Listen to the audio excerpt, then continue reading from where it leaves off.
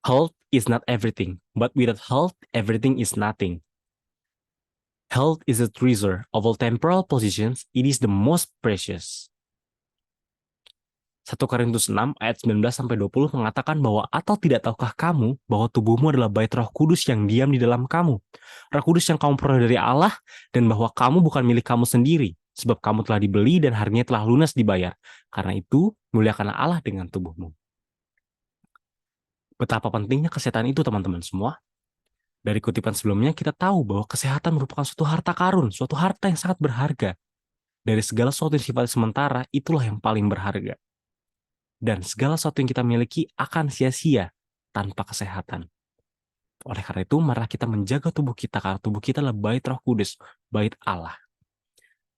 Halo teman-teman semua, perkenalkan, saya Theo Salean. Saat ini kita akan sama-sama membahas mengenai drug prevention, suatu pencegahan terhadap obat-obatan terlarang yang merupakan komponen ketiga dari set free movement. Jadi, komponen D-nya yaitu drug prevention. Oleh karena itu, kita akan melanjutkan pembahasannya. Di depan kita semua ada satu grafik yang saya ambil dari World Drug Report tahun 2023 yang dikeluarkan oleh WHO. Dari grafik yang di atas kita ketahui bersama bahwa terjadi suatu peningkatan penggunaan obat-obatan dari 2011 hingga pada tahun 2021. Peningkatan dari 2011 dengan jumlah pengguna sekitar 240 dan saat ini pada tahun 2021 maksud saya penggunanya sudah hampir mencapai 300 juta pengguna dari seluruh dunia. Dan penggunaan tersebut digunakan baik laki-laki maupun perempuan dengan kita dapat lihat jumlahnya masing-masing berdasarkan jenis obat-obatan yang digunakan. Nah, berikut tahun 2021 kita mendapati dari grafik yang ada atau dari data yang ada 296 juta pengguna dan terjadi peningkatan sekitar 23% selama 10 tahun dengan jumlah penggunaan terbesar yaitu ganja, diikuti oleh opioid, amfetamin, kokain, dan juga ekstasi. Seperti itu. Dan kita dapat lihat di sini bahwa wanita juga terlibat dalam penggunaan obat-obatan. Di Indonesia, kita dapat lihat grafiknya di depan bahwa ada peningkatan penggunaan dari 2019 sampai 2021. Ini data yang saya ambil dari Indonesian Drug Report tahun 2022. Ada peningkatan ya, meningkat dari 1,80% pada tahun 2019 menjadi 1,95% di tahun 2021. Dari 1,80% pada tahun 2019 menjadi 1,90% di tahun 2021. Ada peningkatan jumlah pengguna dari obat-obatan pada tahun 2021. Dan dari data yang saya dapatkan juga, di sini paling banyak digunakan yaitu adalah ganja. Kemudian diikuti oleh sabu, ekstasi, amfetamin, dan selanjutnya. Seperti itu. Nah, dari data-data yang kita dapatkan tadi, kebanyakan alasan dalam menggunakan narkoba, kita dapat lihat di tabel ini. Jadi mulai dari ada anggota keluarga yang menyalahgunakan narkoba, apakah kemudian ada konflik keluarga, ada yang mengalaskan ajakan atau bujukan teman karena dipaksa, karena ingin mencoba, karena ingin bersenang-senang dan lain hal. Dan dari total yang dapat kita lihat di sini, jadi pengaruh yang paling besar itu dari ajakan atau bujukan teman karena rasa ingin mencoba-coba dan juga ingin bersenang-senang seperti itu. Dan kemudian menjadi pembahasan kita pada saat ini, kita akan melihat mengenai drugs atau obat-obatan mulai dari definisi, jenis-jenis, dan dampaknya. Dan kemudian kita akan berbicara juga mengenai aspek pencegahannya seperti apa. Dimulai dari drugs. Jadi kata-kata drugs atau kata drug itu berasal dari bahasa Perancis, drogu, yang berarti zat kering. Dalam Kamus Besar Bahasa Indonesia, obat didefinisikan sebagai suatu bahan yang kemudian dapat mengurangi, menghilangkan penyakit, atau menyembuhkan seseorang dari penyakit. Nah, kemudian obat-obatan ini merupakan suatu bahan kimia. Definisi drug menurut WHO tahun 1981 diartikan sebagai any chemical entity or mixture of entities other than those required for the maintenance of normal health, the administration of which alters biological function and possibly structure. Jadi menurut WHO tahun 1981, jadi obat-obatan merupakan suatu entitas kimia atau campuran entitas yang kemudian lebih daripada yang dibutuhkan dalam menjaga atau maintain dari kesehatan normal pada umumnya, yang kemudian pemberiannya dapat mengubah fungsi ataupun kemungkinan struktur dari tubuh seperti itu. Dalam kamus kedokteran, eh, obat didefinisikan sebagai suatu bahan kimia yang dapat mempengaruhi proses pikiran dan tubuh. Jadi dapat mempengaruhi proses pikiran dan tubuh yang digunakan untuk diagnosis, pengobatan, atau pencegahan penyakit. Nah, dari definisi yang ada ataupun secara umum, obat itu memiliki dua konotasi, yaitu peran positif ataupun negatif. Dalam arti positifnya ini dapat diartikan memiliki peran dalam pengobatan, sedangkan negatifnya merupakan zat yang dapat disalahgunakan dan bersifat merusak tubuh. Seperti itu. Nah, eh, obat dalam ketika berbicara mengenai obat, kita akan berbicara mengenai farmakokinetiknya dan juga farmakodinamiknya. Jadi obat itu akan masuk ke dalam tubuh, akan didistribusikan ke seluruh tubuh, dan kemudian nanti akan dikeluarkan kembali. Nah, jadi proses absorpsi, metabolisme, distribusi, dan ekskresi itu disebut sebagai farmakokinetik dari obat tersebut. Jadi proses mulai dari masuknya obat sampai kemudian dikeluarkan kembali merupakan farmakokinetik obat. Dan kemudian bagaimana obat tersebut bekerja dalam tubuh kita itu disebut sebagai suatu farmakodinamik obat. Itu ilmu yang pelajari tentang efek biokimia dan fisiologi obat serta mekanisme kerja obat di dalam tubuh. Jadi obat akan masuk ke dalam tubuh, kemudian akan didistribusikan di metabolisme dan akhirnya akan diekspresikan. Nah, masing-masing obat memiliki cara kerja yang berbeda-beda dan fungsi yang berbeda-beda sehingga akan mempengaruhi tubuh kita ataupun pikiran kita dengan berbeda berdasarkan cara kerja obat tersebut. Nah, pada pembahasan kita kali ini kita akan mengenal beberapa istilah ya. Termasuk di sini ada drugs atau substance use, jadi penggunaan drug atau penggunaan substansi itu dapat digunakan dalam cara yang positif ataupun dengan cara yang negatif. Cara yang positif tentunya sebagai pengobatan. Nah, cara yang negatif ini biasanya kemudian timbullah istilah yang disebut sebagai drug atau substance abuse atau kemudian sebagai drug misuse. Nah, kemudian keduanya ini kemudian pada akhirnya akan sama, yaitu di penyalahgunaan. Nah, bedanya kedua ini adalah drug atau substance abuse ini bersifat sengaja. Nah, untuk drug misuse ini lebih kepada orang tersebut tidak mengetahui secara pasti atau tidak memiliki pengetahuan yang jauh atau pengetahuan yang banyak tentang obat yang dia gunakan sehingga kemudian timbul suatu penyalahgunaan. Nah, penyalahgunaan ini nanti dapat menimbulkan suatu adiksi atau ketergantungan yang disebut sebagai drug addiction yang pada akhirnya jika ini terjadi terus-menerus akan berakhir pada suatu kematian. Nah, di Indonesia kita mengenal dua istilah, yaitu ada narkoba dan juga nafza. Narkoba ini adalah narkotika dan obat berbahaya atau kemudian singkatan dari narkotika, psikotropika, dan bahan atau zat adiktif lainnya. Sedangkan nafza merupakan narkotika, psikotropika, dan zat adiktif lainnya. Nah, narkotika sendiri diartikan sebagai zat atau obat yang berasal dari tanaman atau bukan tanaman, baik sintetis maupun semi-sintetis yang dapat menyebabkan penurunan atau perubahan kesadaran, hilangnya rasa, mengurangi sampai menghilangkan rasa nyeri, dan dapat menimbulkan ketergantungan. Golongan narkotika ada 3, golongan 1, 2, dan 3. Golongan 1 itu biasanya digunakan untuk pengembangan ilmu pengetahuan, tapi tidak untuk terapi karena memiliki ketergantungan yang kuat. Contohnya adalah heroin, kokain, dan ganja. Nah, untuk golongan kedua, itulah pilihan terakhir untuk terapi dan mempunyai ketergantungan kuat tetapi kurang dari golongan yang pertama. Contohnya ada morfin dan petidin. Dan golongan ketiga sering untuk terapi dan memiliki ketergantungan yang lebih ringan dibandingkan kedua golongan sebelumnya. Contohnya adalah kodein. Nah, untuk psikotropika, ini adalah zat atau obat, baik alamiah maupun sintetis, bukan narkotika, yang berkhasiat psikoaktif melalui pengaruh selektif pada susunan saraf pusat yang menyebabkan perubahan khas pada aktivitas mental dan perilaku. Nah, terbagi menjadi 4 golongan, golongan 1, 2, 3, 4. Golongan 1 sama, yaitu untuk pengembangan ilmu pengetahuan tidak untuk terapi karena punya ketergantungan yang kuat. Contohnya ada ekstasi, MDMA, dan LSD. Nah, untuk golongan kedua bisa untuk terapi tapi punya ketergantungan tinggi, tapi lebih kurang dari golongan yang pertama, contohnya amfetamin. Golongan ketiga sering untuk terapi, memiliki ketergantungan sedang, contohnya fenobarbital. Kemudian golongan 4 itu untuk terapi, memiliki ketergantungan yang ringan, contohnya ada diazepam. Nah, kemudian untuk zat adiktif itu merupakan bahan atau zat yang berpengaruh psikoaktif di luar narkotika dan psikotropika dan kemudian dapat menyebabkan kecanduan. bahan lain yang bukan narkotika atau psikotropika yang penggunaannya dapat menimbulkan ketergantungan itu contohnya ada alkohol, rokok, lem, dan thinner. Nah, untuk narkoba yang paling banyak dipakai, tadi kita dapat sama-sama lihat juga dari Indonesian Drug Report, ada ganja, sabu, ekstasi, heroin, metamfetamin, dan juga LSD. Nah, berikut kalau kita lihat sama-sama adalah deretan selebriti yang kemudian meninggal oleh karena penggunaan obat-obatan tersebut ya. Kita dapat lihat bersama-sama mereka meninggal pada usia yang sangat muda oleh karena ketergantungan terhadap obat-obat tersebut.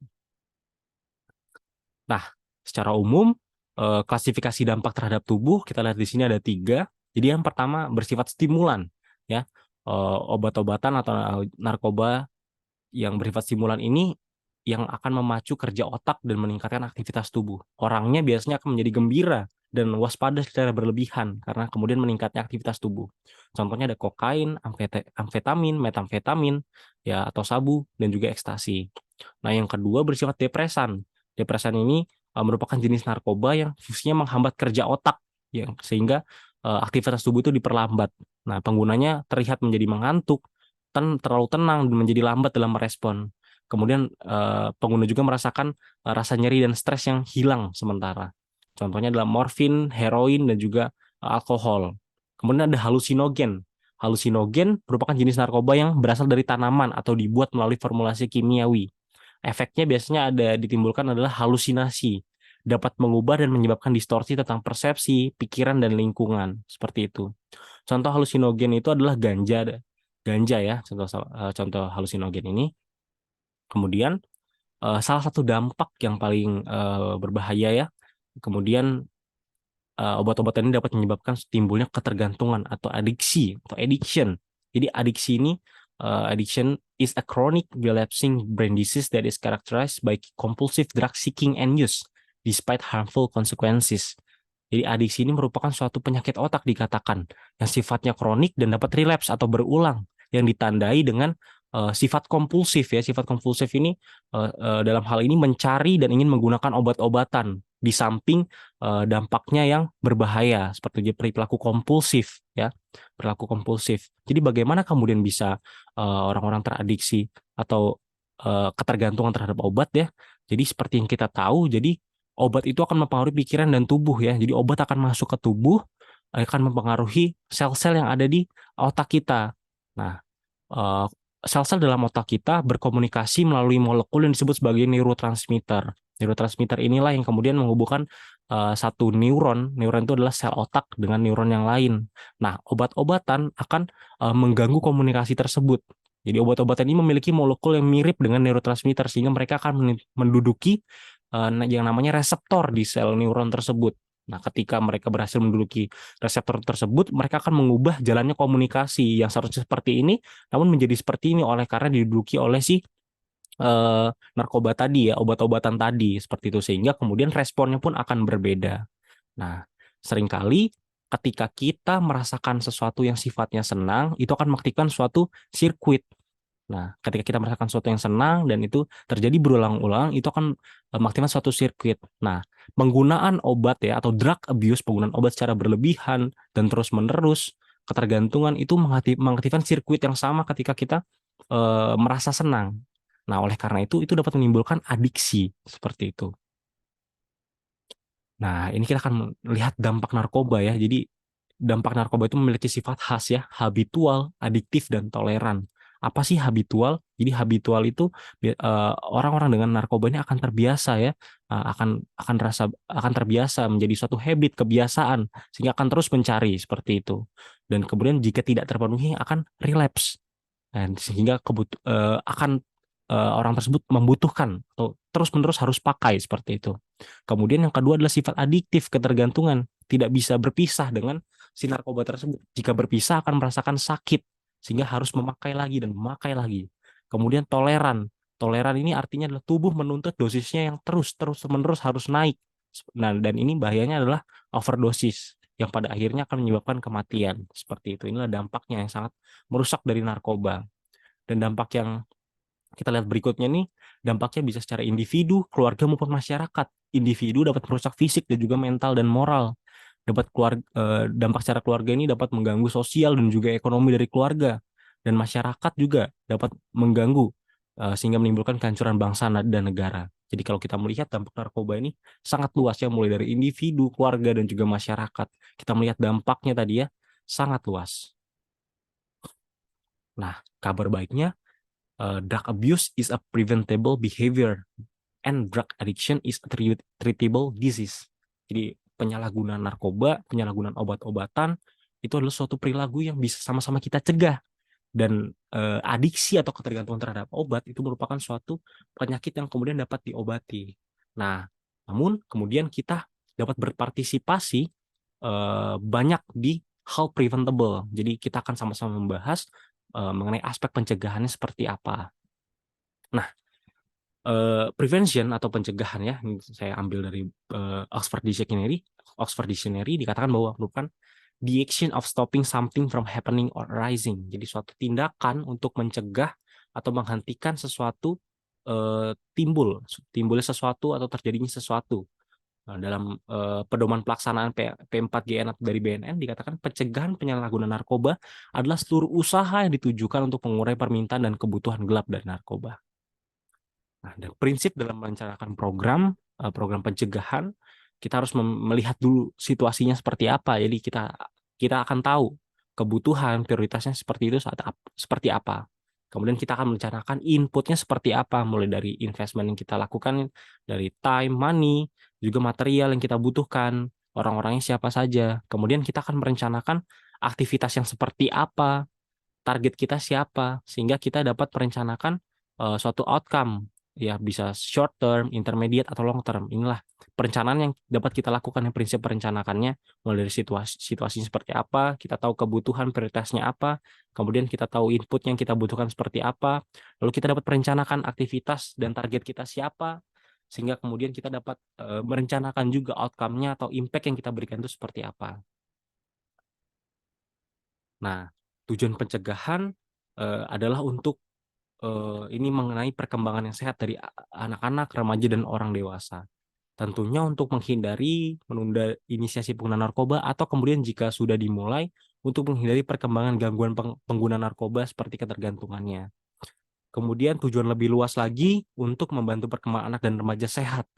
Kemudian pencegahan narkoba yang efektif memberikan kontribusi yang signifikan terhadap keterlibatan positif anak-anak, remaja, dan orang dewasa dalam keluarga, tempat kerja, dan masyarakat mereka. Jadi tujuannya untuk jika belum terpapar ya untuk menghindari, atau kemudian menghindari sejauh mungkin dari pengguna narkoba, dan juga jika memang sudah dimulai, kita akan menunda perkembangan dari gangguan tersebut. Kemudian terkait prinsip pencegahan, ada 4 hal yang harus kita lakukan. Itu kita memperhatikan faktor resiko dan faktor pelindung ya. Jadi ada faktor resikonya apa nih dari orang tersebut sehingga kemudian terjadi penyalahgunaan, itu harus kita perhatikan. Pencegahan itu bersifat harus holistik. Jadi tidak hanya satu hal atau satu tempat yang menekankan pencegahan, tapi harus di segala aspek. Aspek sekolah, aspek di rumah, aspek pergaulan, di mana kemudian hal tersebut harus bersifat holistik. Kemudian harus diperkuat juga komunitas lokal, dan kita harus mempunyai suatu target yang spesifik. Nah, di sini ada beberapa target inisiasi ya. Jadi kita harus jelas ketika memiliki suatu strategi pencegahan, kita menginisiasi drug free schools atau drug free workplace, karena masing-masing memiliki strategi yang berbeda seperti itu. Kemudian dalam mengidentifikasi target juga kita memperhatikan apakah kita akan secara universal atau umum, secara selektif atau beberapa kelompok, atau dari yang terindikasi saja seperti itu. Nah, jenis pencegahan ada 3 ya, ada primer, sekunder, dan tersier. Primer ini pencegahan yang kita lakukan untuk yang bukan pengguna, kemudian pencegahan sekunder ini untuk yang sudah mencoba-coba, dan pencegahan tersier ini untuk penyalahguna, seperti itu. Nah, pencegahan primer ditujukan untuk yang bukan pengguna, seperti anak-anak, kemudian masyarakat-masyarakat yang berpotensi. Nah, kegiatannya itu biasanya melalui penyuluhan, leaflet ya, ada seminar-seminar seperti itu, leaflet, brosur, spanduk. Dan saat ini mungkin kita bisa memanfaatkan sosial media untuk kampanye mengenai pentingnya atau awareness mengenai obat-obatan terlarang ini ya. Itu bisa memanfaatkan sosial media juga. Untuk pencegahan sekunder, di sini kita lakukan untuk yang sudah apa tadi sudah mencoba-coba ya di pencegahan sekunder untuk dilakukan untuk yang sudah mencoba-coba seperti itu. Nah, kita bisa baca nanti di PPT ini seperti itu. Kemudian untuk pencegahan tersier dilakukan untuk yang sudah menjadi seorang penyalahguna ya. Biasanya dilakukan dalam bentuk bimbingan sosial dan juga konseling, bisa terhadap yang bersangkutan maupun terhadap keluarga dari orang atau individu yang bersangkutan. Nah, kemudian dalam strategi pencegahan ada disebut sebagai evidence based practice atau EBP. Ini merupakan suatu praktik pencegahan yang didasarkan oleh bukti, bukti secara saintifik ya, bukti secara ilmiah, sehingga kemudian dapat meningkatkan outcome dari strategi yang kita lakukan. Nah, di sini di tabel ini kita dapat sama-sama melihat, jadi mulai inisiasi atau kegiatan apa yang ingin kita lakukan, lalu kemudian output apa dari inisiasi tersebut yang kita bisa jalankan, dan outcome yang diharapkan apa kemudian. Dan ini kita dapat lihat juga di bagian atau yang paling kanan ini, bersifat short term, ataukah intermediate, ataukah long term. Jadi kita dapat menyesuaikan strategi pencegahan kita berdasarkan output yang kita ingin, outcome yang kita inginkan, dan juga kita apakah impact-nya itu dapat bersifat short, intermediate, atau long, terserah dengan apa yang kita kemudian strategikan atau inisiasikan atau rencanakan seperti itu. Di sini contohnya suatu inisiasi campaign atau kampanye kita dapat melakukan melalui sosial media, melalui apa poster-poster yang kita pasang. Nah, outcome-nya kita mengharapkan ada awareness, ada kesadaran, ada pengetahuan dan informasi yang orang-orang yang kita dapatkan. Nah, namun yang kita perlu tahu jika kampanye seperti itu sifatnya short term, ya gitu. Jadi short term. Nah, jika ingin long term, kita bisa melakukan kegiatan yang lain ya. Kita bisa melihat partisipasi dari populasi target yang kita inginkan itu kita ajak untuk melakukan partisipasi, sehingga kemudian itu lebih bersifat long term dibandingkan kampanye yang bersifatnya short term seperti itu. Seperti kita melalui pendekatan komunitas ya, komunitas ataupun pendekatan secara lingkungan. Di sini kalau ini environmental approach, dia sudah terkait dengan pembuatan peraturan seperti itu. Dan ini termnya lebih uh, antara sedang dan juga lanjut seperti itu, lebih panjang. Nah, kalau kita sudah melihat betapa buruknya pengaruh dari narkoba tersebut, dan juga kita sama-sama sudah melihat bagaimana sedikit ya mengenai pencegahan yang dapat kita lakukan sebagai orang-orang muda, di mana kita berada kita dapat melakukan pencegahan. Kita bisa mulai dari lingkungan kita. Oleh karena itu kita perlu tahu bahwa kita diselamatkan untuk melayani, dan kita diciptakan untuk menikmati dan memelihara keutuhan dan pelayanan. Kita diciptakan menurut gambar Allah kita yang pengasih, dan misi kita adalah untuk membawa kemuliaan baginya. Karena kita adalah miliknya. Kita perlu memprioritaskan, merencanakan, dan menemukan waktu untuk menjalani kehidupan yang utuh dalam pelayanan, terlepas dari keberdosan yang melekat pada diri kita.